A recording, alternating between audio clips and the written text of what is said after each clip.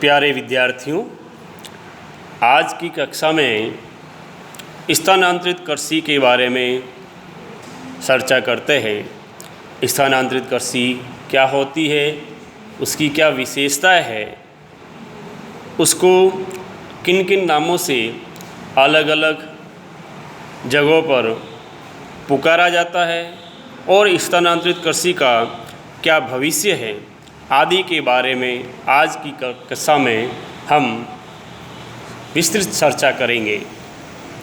स्थानांतरित कृषि यानी शिफ्टिंग कल्टीवेशन, यह कृषि का सर्वाधिक प्राचीन रूप है जो मुख्यतः उष्णकटिबंधीय वन क्षेत्रों में निवास करने वाली जनजातियों के द्वारा की जाती है।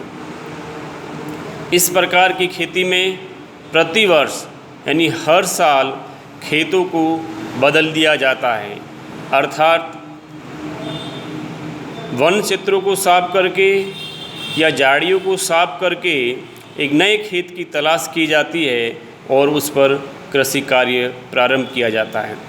इस कृषि में वन के छोटे छोटे भूभाग में वृक्षों एवं झाड़ियों को काटकर उनको जला दिया जाता है एवं उस भूमि पर कुछ वर्षों तक कृषि की जाती है और उसके बाद जब इसकी उर्वर क्षमता या उत्पादकता समाप्त हो जाती है तो पुनः एक नए खेत की तलाश की जाती है। इस प्रकार इस कृषि में वृक्षों को या झाड़ियों को काटकर साफ किया जाता है, इसलिए इसे काटना व जलाना कृषि के नाम से भी जाना जाता है। इसे जूमिंग व बुश फैलो कृषि भी कहते हैं और स्वीडनी कृषि के नाम से भी इसको जाना जाता है।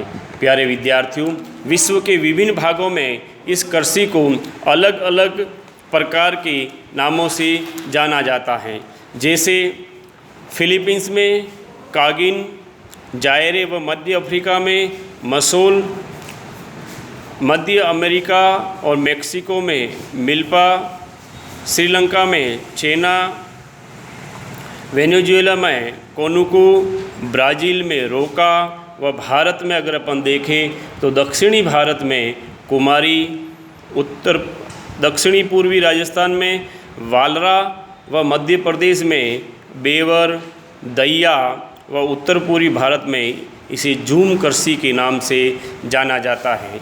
तो इस तरह से हमने देखा कि स्थानांतरित कृषि क्या होती है और अलग अलग देशों में या विभिन्न जगहों पर इसके क्या क्या नामकरण रखे गए हैं।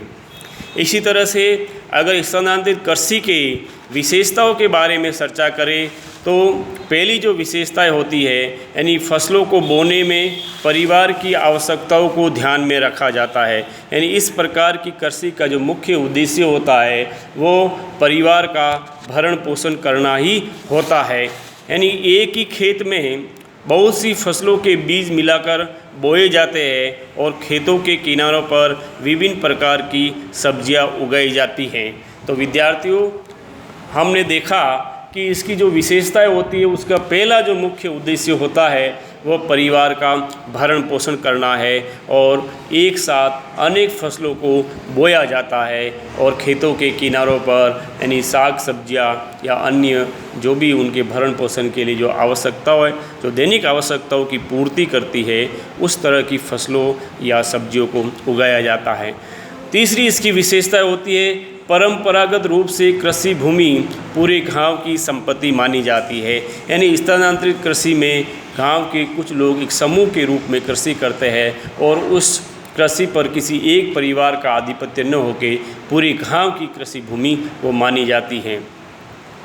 इस कृषि में कृषि यंत्रों का उपयोग कम होता है, अर्थात परंपरागत बीजों का उपयोग होता है। परंपरागत जो कृषि यंत्र होते हैं उसके द्वारा ही कृषि की जाती है और कृषि के जो खेत होते हैं उनका आकार बहुत ही छोटा होता है। और आगे अगर हम विशेषता देखें तो ये जो कृषि होती है बार बार खेतों को साफ करके, मैंने पूर्व में भी बताया है कि जब उत्पादकता, भूमि की उत्पादन क्षमता समाप्त हो जाती है तो खेतों को छोड़ दिया जाता है, अर्थात किसी ज़मीन के टुकड़े या खेत में 2 या 3 वर्षों तक कृषि की जाती है, उसके बाद इसको बदल दिया जाता है। इस कृषि में कृषि के साथ साथ पशुपालन भी किया जाता है तथा इसमें उत्पादकता बहुत ही कम होती है तथा कम जनसंख्या का भरण पोषण होता है। तो इस तरह से हमने देखा झूम कृषि क्या होती है, स्थानांतरित कृषि क्या होती है, उसकी क्या क्या विशेषता है। तो प्यारे विद्यार्थियों, अधिक से अधिक वीडियो को देखें और आप उसके बारे में चिंतन करें, मनन करें। बहुत बहुत धन्यवाद।